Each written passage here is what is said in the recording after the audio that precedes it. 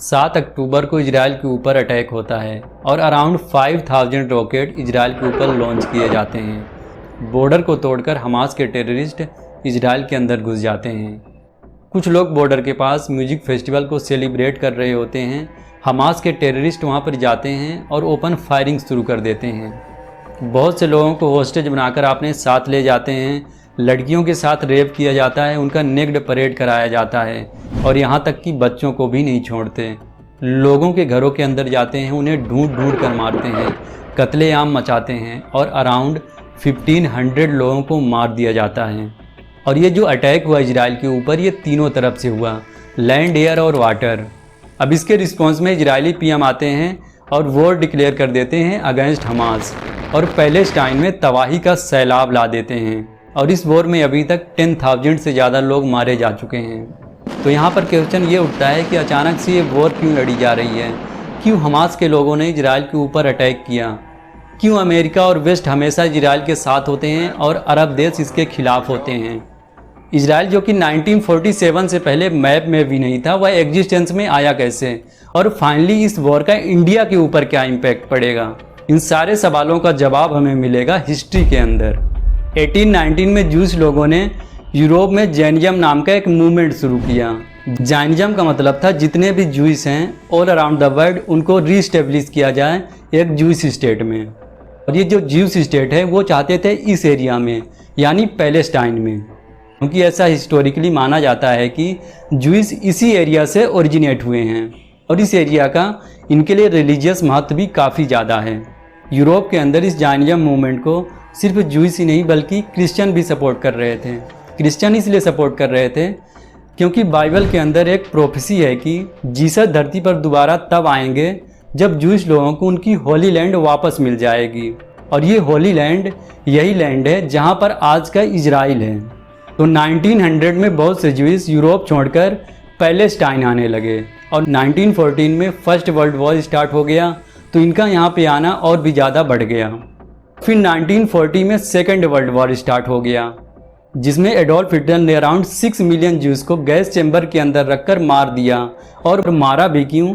क्योंकि इसका कहना था कि ये जो जूस लोग हैं वो हमारी तरह प्योर ब्लड जर्मन नहीं हैं और इन्हीं लोगों की वजह से हम लोग यानी जर्मनी फर्स्ट वर्ल्ड वॉर हारा और हमारी जो सोसाइटी की बर्बादी हो रही है इसके लिए ये जूस लोग ही रिस्पॉन्सिबल हैं, जिसके कारण मिलियंस ऑफ जूस वापस पैलेस्टाइन भागने लगे। और जब वॉर ख़त्म हुआ उस टाइम लीग ऑफ नेशन हुआ करता था, जैसे आज का यूनाइटेड नेशन।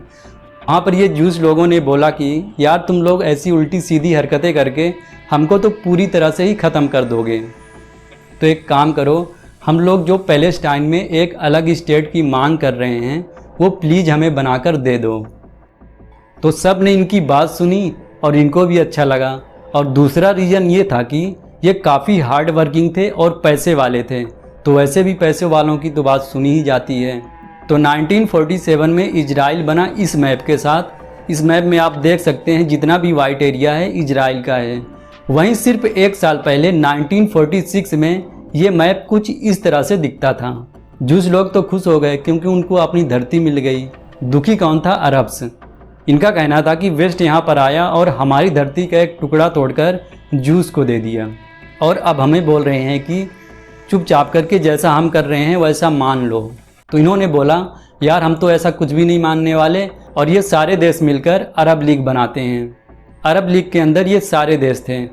इन सारे देशों ने मिलकर 1948 में इजराइल के ऊपर अटैक कर दिए, लेकिन अगेंस्ट अलॉट इजराइल इस वॉर को जीत गया। और सिर्फ यही नहीं, इसके बाद इजराइल लगभग 10 से ऊपर वॉर लड़ी और सारी वॉर जीत गया। 1947 में इनका मैप यह था, बट क्योंकि ये वॉर जीतते गए तो इन्होंने काफ़ी एरिया ऑक्यूपाई कर लिया। तो जो करंट यूनाइटेड नेशन के द्वारा डिफाइंड मैप है वह यह है, बट ये भी एक्चुअल मैप नहीं है। एक्चुअल मैप ये है, ये सारा वाइट एरिया अब इजराइल के अंडर है।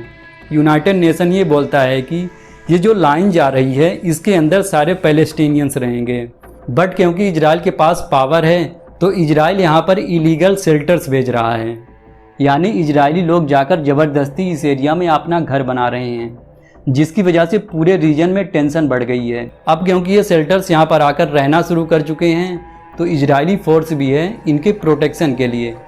तो बहुत बार इजरायली फोर्स और पैलेस्टीनियंस के बीच में लड़ाई होती है, जिसमें बहुत से पैलेस्टीनियंस इंजर होते हैं और कईयों को पुलिस उठाकर ले जाती है।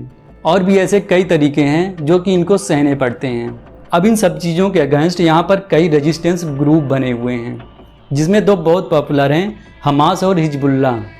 ये रेजिस्टेंस ग्रुप हैं पैलेस्टाइन और अरब देशों के लिए, बाकी सारी दुनिया के लिए टेररिस्ट हैं। जिनमें जो हमास है वह इस एरिया को कंट्रोल करता है, गाजा स्ट्रिप को, और इसी टेररिस्ट ऑर्गेनाइजेशन ने अभी अटैक किया है इजराइल के ऊपर। अब इनका जो हेड है वह सामने आया और बोला इजराइल बहुत ड्रामा कर रहा है बहुत दिनों से, अब हम बिल्कुल नहीं सहेंगे, हम जंग का ऐलान करते हैं। तो अब इन लोगों ने ऐसा वॉयलेंट अटैक किया और अराउंड 1500 इजरायलियों को मार दिया। अब इसके रिस्पॉन्स में इजरायली पीएम आते हैं और बोलते हैं हम तुमको नेस्तनाबूद कर देंगे और इस धरती से तुम्हारा नामो निशान मिटा देंगे। आप देख सकते हैं गाजा क्या से क्या हो गया। इजराइल के लिए मेन प्रॉब्लम ये है कि अगर यह वॉर स्प्लिट आउट हो गई, यानी हो सकता है कि बाकी टेररिस्ट ऑर्गेनाइजेशन या फिर अरब देश भी इस वॉर को ज्वाइन कर लें, तो फिर इजराइल के लिए वॉर जीतना काफ़ी मुश्किल हो जाएगा। तो ये देख अमेरिका वापस बीच में कूदा और ऑलरेडी इजराइल को एड प्रोवाइड करना शुरू कर दिया है। तो अब क्वेश्चन यहाँ पर ये उठता है कि यार अमेरिका बार बार बीच में क्यों कूदता है? तो इसका आंसर है इजराइल की जियोग्राफिक लोकेशन। इजराइल बैठा हुआ है मिडिल ईस्ट की बहुत ही प्यारी सी लोकेशन पर।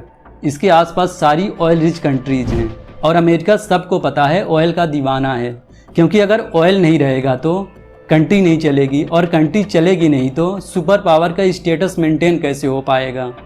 इसी के कारण अमेरिका नहीं चाहता कि मिडिल ईस्ट में शांति हो, क्योंकि अगर शांति हो गई तो अमेरिका एक्सप्लॉइट कैसे कर पाएगा।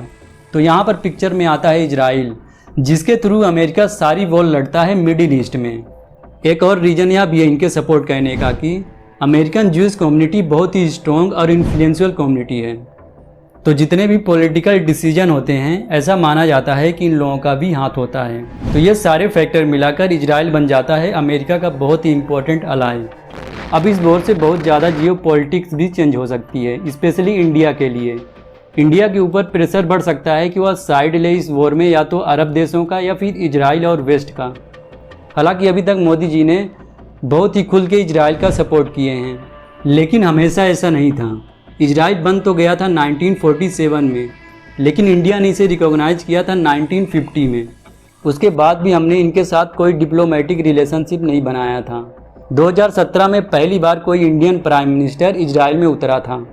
अब इंडिया इजराइल के इसलिए क्लोज नहीं हो रहा था क्योंकि इंडिया अरब देशों के क्लोज था, तो उनको अपसेट नहीं करना चाहता था। दूसरा रीज़न यह भी है कि इंडिया के खुद के अंदर एक बहुत बड़ी मुस्लिम पॉपुलेशन है जो मोस्टली पैलेस्टाइन को सपोर्ट करती है।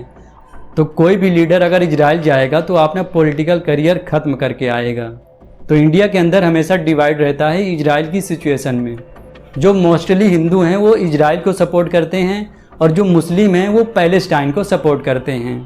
अब इस पूरी सिचुएशन में ना तो कोई कम्प्लीटली सही है और ना ही कोई कम्प्लीटली गलत। तो ये आपकी पर्सनल चॉइस है कि आप किसको सपोर्ट करना चाहते हो। लेकिन मेरा मानना है कि ये जो अटैक हुआ था ये बिल्कुल गलत हुआ था और इसको किसी भी तरह से सेलिब्रेट या फिर जस्टिफाई नहीं किया जाना चाहिए। So that's it for today. मिलते हैं नेक्स्ट वीडियो में।